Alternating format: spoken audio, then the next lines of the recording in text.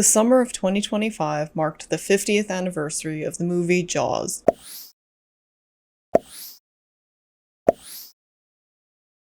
And believe it or not, I had never seen Jaws.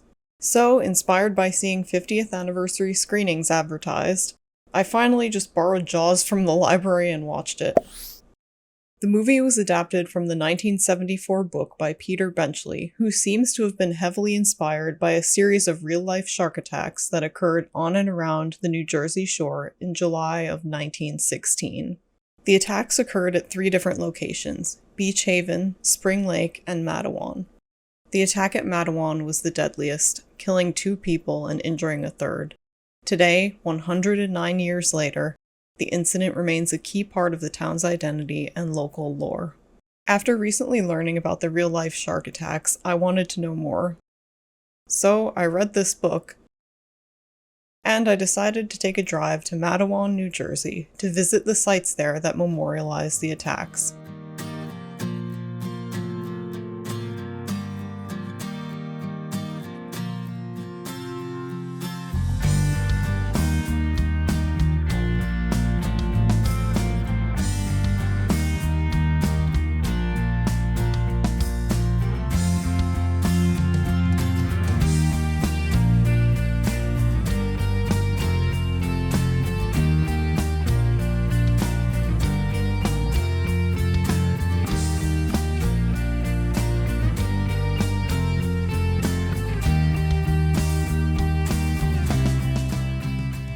As Fernicola writes in 12 Days of Terror, in 1916, quote, "War was raging in Europe and tempting U.S. involvement. A polio epidemic was ravaging New York and threatening New Jersey. A German U-boat appeared in American ports. Foreign sabotage missions were taunting the Northeast, and Pancho Villa was terrorizing U.S. troops in Mexico." End quote. That summer was also unusually hot, and the Jersey Shore resort towns were preparing for the massive influx of tourists that would arrive during the upcoming 4th of July weekend. So basically, even before the first shark attack happened, there was a lot going on. The first attack took place at Beach Haven on July 1st. 25-year-old Charles Van Sant, a recent college grad from a wealthy Philadelphia family, was visiting the shore with his dad and sisters. They were staying at the Ingleside Hotel. After they arrived, Charles went down to the beach to take a pre-dinner swim, and his dad and sister Louise followed behind. On the beach, Charles spent a few minutes playing with a friendly dog before going into the water. He called for the dog to follow him, but the dog became skittish and wouldn't go any farther.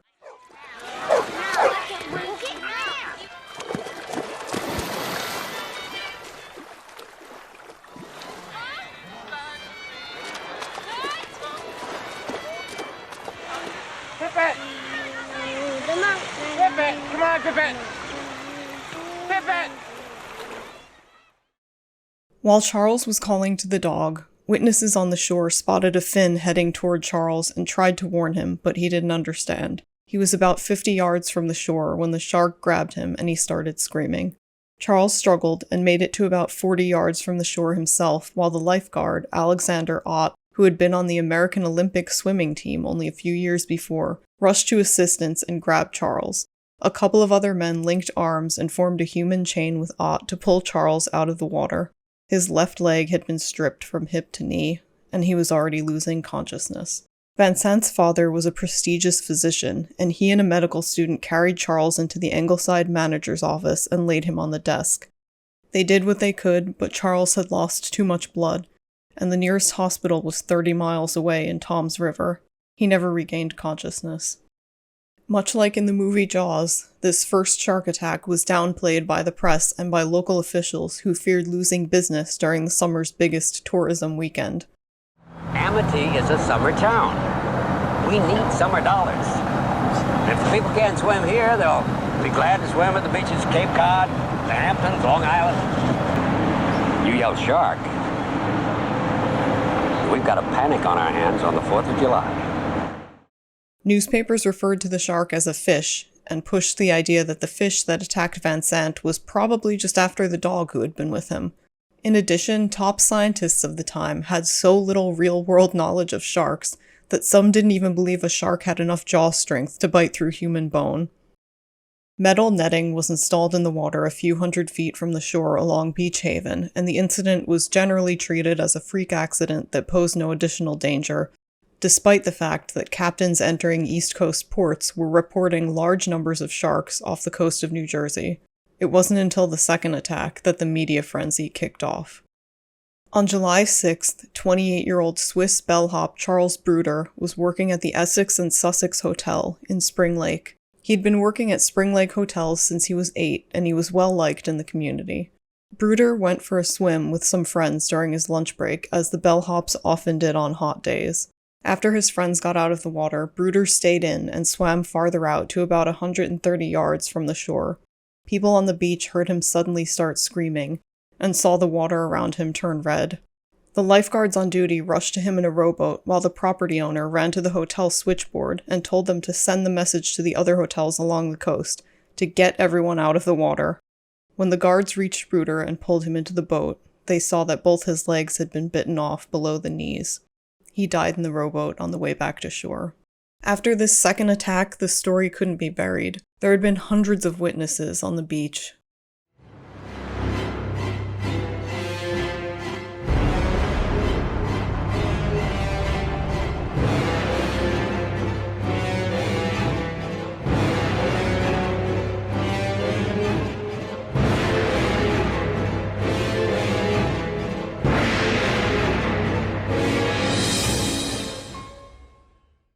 Metal netting was installed at more beaches, heavily armed motorboats were dispatched to patrol for sharks along the coast, and people started killing sharks whenever they could. When the next 5 days brought no further shark attacks against humans, the public started to calm down again. The protective measures remained in place, but the panic subsided.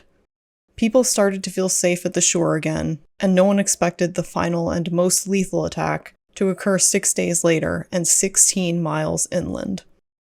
Matawan, New Jersey is located about 21 miles north of Spring Lake. It's about 1.5 miles inland from where Matawan Creek meets Raritan Bay, and about 16 miles inland from the Atlantic Ocean.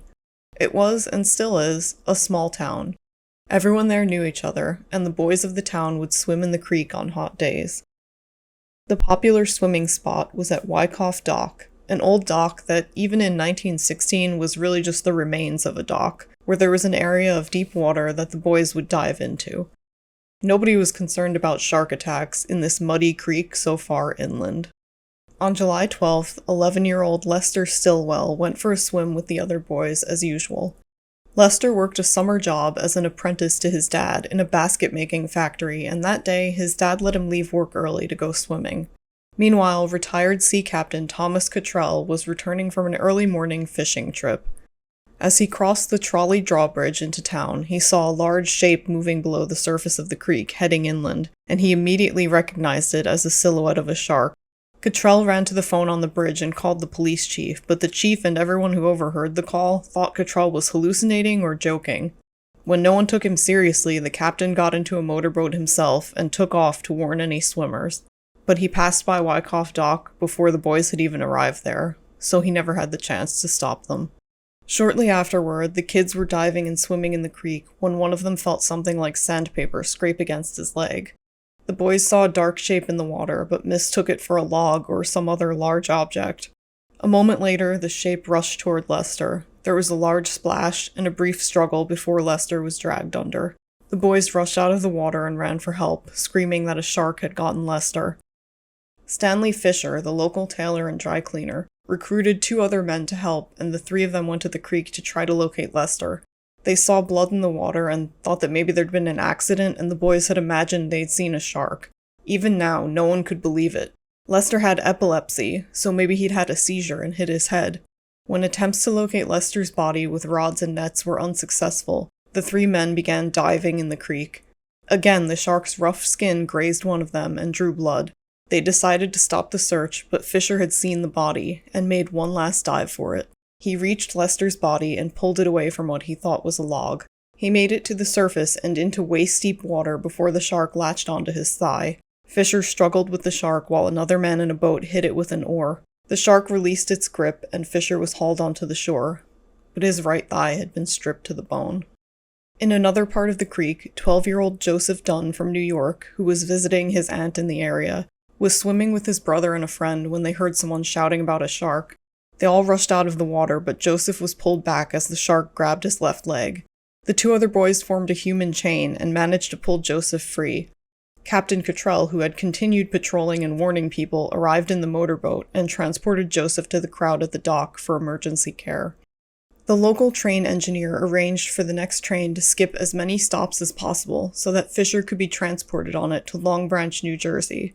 Joseph Dunn was taken by car to St. Peter's Hospital in New Brunswick, as he stood a better chance than Stanley did of living through a rushed car ride, which could be pretty rough back then. Stanley Fisher made the train trip and was admitted to Monmouth Memorial Hospital, where he died about an hour later. On July 14th, Lester Stilwell's body was sighted floating in the creek by the local train conductor as he walked to work. Joseph Dunn was the only victim of the 1916 New Jersey shark attacks who survived. His leg was even saved with a skin graft and fully rehabilitated. He lived until 1981. The attacks in Matawan caused an uproar and set off a local hunt to kill the man-eating shark. People arrived at the creek with everything from baited hooks to dynamite, while news cameras filmed the action. A cash reward for the New Jersey man-eater encouraged the hunt. We don't have any of our regular customers. We don't even know that there's a shark around here. Oh, look, I can't argue with you. I can't talk to you. I gotta talk to Mrs. Kittner because this is gonna turn into a contest. Look, it's not just the Gazette. She's advertising in out-of-town papers. Now, people are going to be all over New England are going to know about it. Chambers where we'll have more room. In the days following the Matawan Creek attacks, several large sharks were caught in the region, but there was no way of knowing if the sharks caught were involved in the attacks. What we do know is that on the same day Lester's body was found, a man named Michael Schleiser caught a 7.5-foot, 350-pound shark in Raritan Bay, whose stomach contained 15 pounds of human remains, and the string of shark attacks ended after that. I parked in this lot where the old train station building still stands, and walked a couple of minutes from there to my first destination.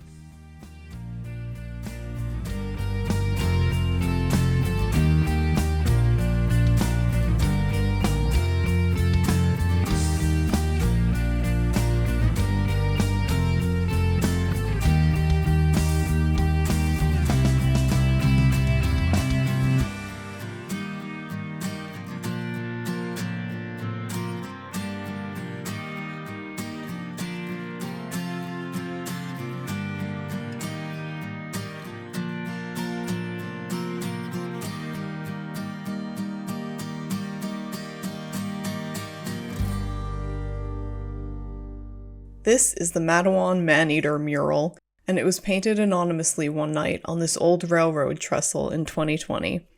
The area where the shark attacks happened is a little bit farther down, on the other side of this structure. The artist finally came forward in 2023, and I'll put a link to this article in the description. It's an interesting read about how he snuck out here with a ladder, stencils, and spray paint during low tide, and managed to create this mural in the dead of night. You can see it as you drive over the bridge that leads into town, and it's become a beloved local landmark.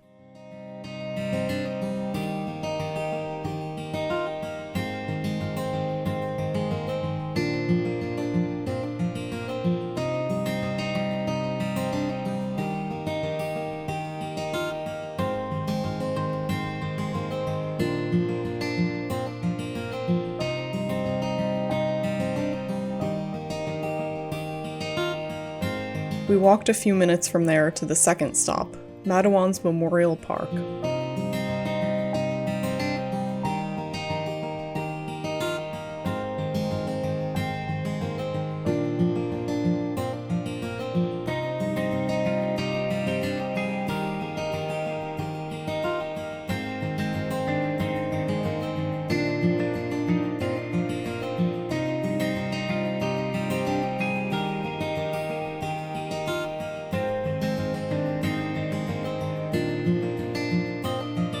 A few days before his death, Stanley Fisher had accepted a $10,000 life insurance policy as payment for a suit he sold to an insurance salesman who couldn't afford to pay cash.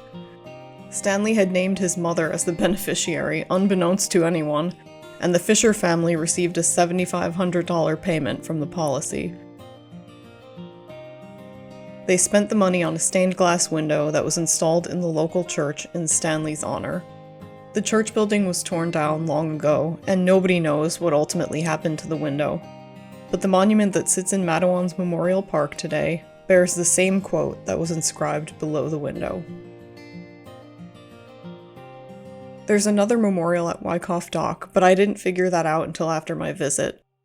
But you can see it here on Google Maps, where Wyckoff Dock is actually marked as a location. This is where the attacks on Lester and Stanley happened.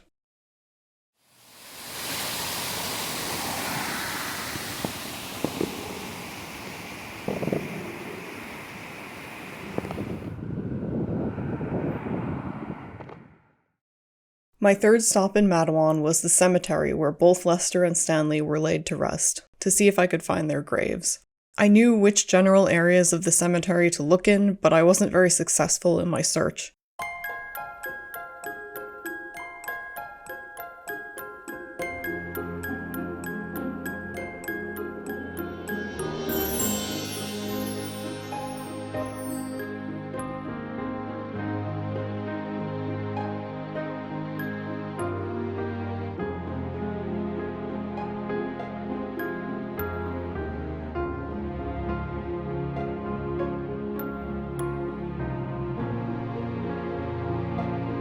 My dad was actually the one who found Stanley Fisher's grave.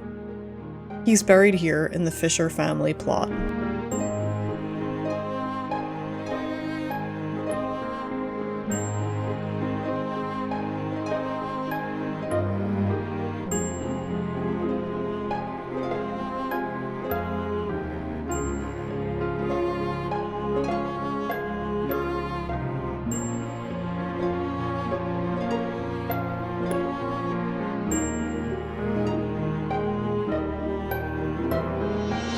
I knew generally where Lester's grave was in relation to Stanley's, and I had hoped it would be easy to spot, because it seems like people sometimes leave toys and mementos on it. I searched for like an hour, but I just couldn't find it.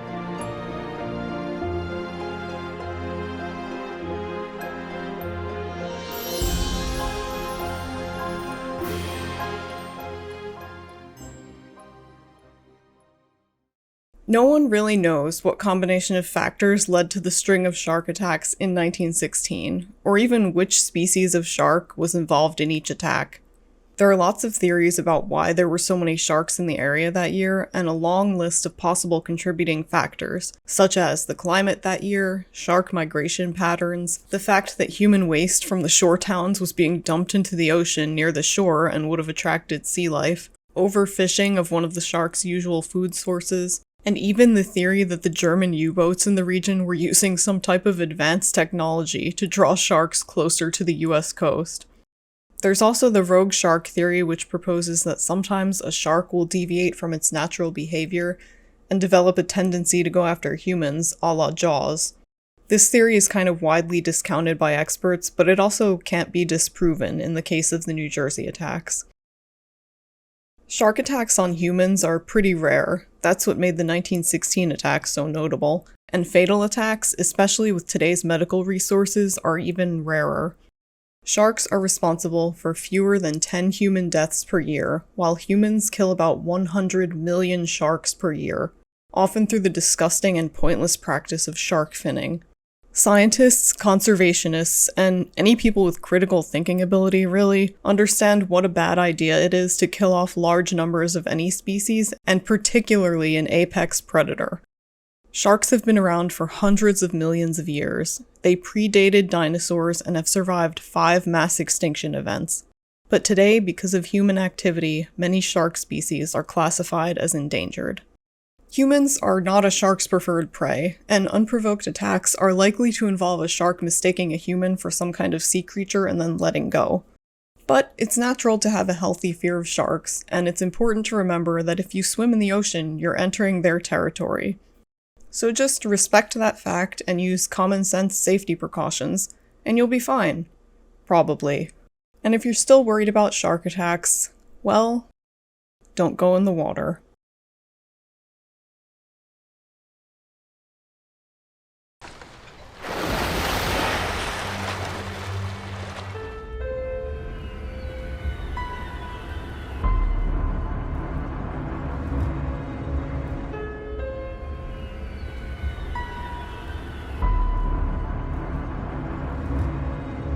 You're gonna need a bigger boat.